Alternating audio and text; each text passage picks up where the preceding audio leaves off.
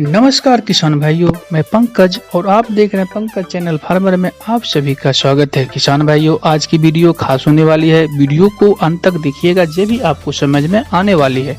तो आज हम बात करेंगे किसान भाइयों मक्का का खेती पे हम जानकारी देंगे। जानकारी देने से पहले थोड़ा सा विनती है, अगर हमारे चैनल पर आप नए हैं तो इस चैनल को सब्सक्राइब करें, बगल में जो घंटी है उनको प्रेस करें। आने वाला वीडियो आपको टाइम टू टाइम मिलती रहेंगी।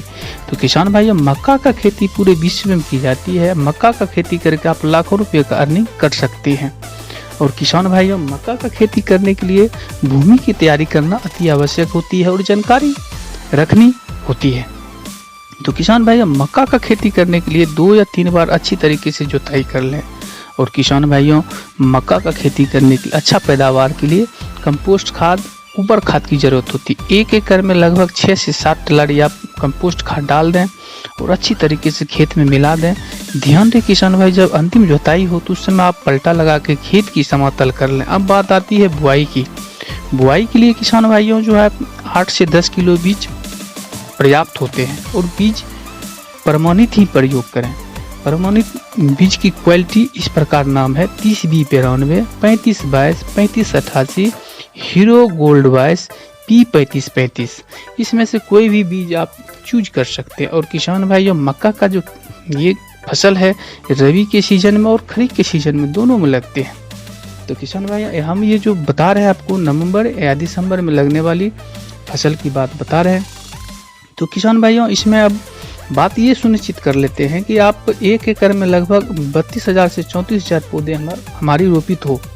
तो दूसरी बात कर लेते हैं किसान भाइयों कि हमें जो है लाइन से लाइन की दूरी, कतार से कतार की दूरी 2 फीट रखनी है और पौधों की दूरी जो है 8 इंची रखनी है। ये ध्यान में रखने वाली बात है, जब भी आपकी पौधों में ग्रोथिंग होगी और अच्छा उपज होगी। अब दूसरी बात कर लेते हैं, बुआई के समय कुछ उबर खाद की ज़रूरत होती है, जैसे कि 100 किलो DAP हो गया, 70 किलो यूरिया, 30 किलो आप पोटास डाल दें। उसके बाद 5 किलो जिंक अच्छी तरीके से खेतों में मिला करके उसके बाद बीज की बुआई कर दें। बुआई करने के बाद घुटना के अवस्था जब हो जाए, ऊंचाई तक हो जाए आपकी पौधे, उस समय आप सिंचाई कर दें। सिंचाई करने से आपकी 35 किलो यूरिया डाल दें। उसके बाद जब फूल आने की अवस्था में उस समय भी सिंचाई करके आप जो है 35 किलो यूरिया, 10 किलो पोटास मिला करके आप जो है डाल दें। अगर अच्छी पैदावार कर दें तो 10 किलो उसमें आप बढ़ा सकते हैं। ये डालने के बाद अब बात आती है कि सिंचाई की अवस्था 3 बार होती है। एक तो पहले घुटने के बराबर में एक होती है, दूसरी फूल आने के समय में, और तीसरी होती है दाने भरने के समय में। दाने भरने के समय में अति आवश्यक होती है सिंचाई करनी। तो किसान भाइयों, ये तो बात होगी सिंचाई। अब हम बात कर लेते हैं कुछ ये जो पौधों की खरपतवार जो होती है इन पे नियंत्रण के लिए। तो खरपतवार बुआई के 40 दिनों तक खेत में खरपतवार मुक्त रखनी चाहिए। अगर प्रभावी कोई खरपतवार नियंत्रण करने के लिए बुआई से 2 या 3 दिन के भीतर बीज में अंकुर से पूर्व 1 किलो एकड़ के दर से आप एल्ट्राजिन प्रति एकड़ वीडीसाइड का प्रयोग करें। इसके पश्चात टीजर 30 मिली एकड़ के दर से और 500 मिली फ्लेक्स और एडी से भी जो है 2 मिली का प्रयोग करें। बुआई के 15 दिन के बाद भी किया जा सकता है। किसान भाइयों, ये तो बात होगी पौधों की संरक्षण की बात। अब हम बात करते हैं पौधों में कीट की नियंत्रण। अगर फसल में पारिवारिक अवस्था में कीट की प्रकोप होने पर कीटनाशक छिड़काव करना चाहिए।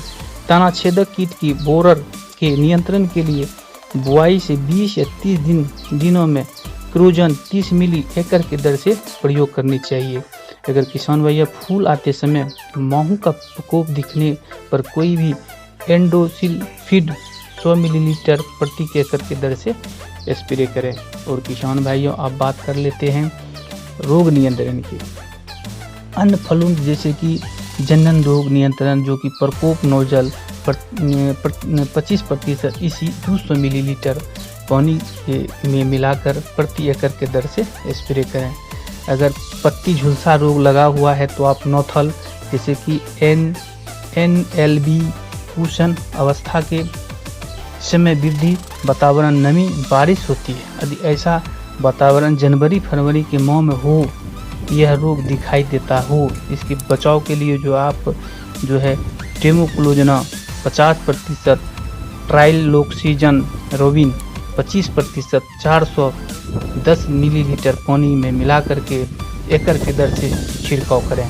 और किसान भाइयों, मक्के की फसल में पोषण से लेकर के परागण तक उचित तापमान, पर्याप्त नमी, मेघारहित आकाश की आवश्यकता होती है। यदि परागण में कोई समय तापमान 10% से कम और 15 सेल्सियस से अधिक रहता है तो परागण की प्रक्रिया में बाधित हो सकती है, जिसके कारण भुट्टे की ठीक से दाने भरने में प्रक्रिया में प्रतिकूल असर पड़ता है। और परागण के समय मक्के की फसल में नमी एवं पोषक यूरिया तत्व 10 किलोग्राम सल्फर का प्रयोग करने से ठंड से होने वाले प्रभाव को कम किया जा सकता है। किसान भाइयों, अब बात कर लेते हैं इसकी कटाई कब करनी चाहिए।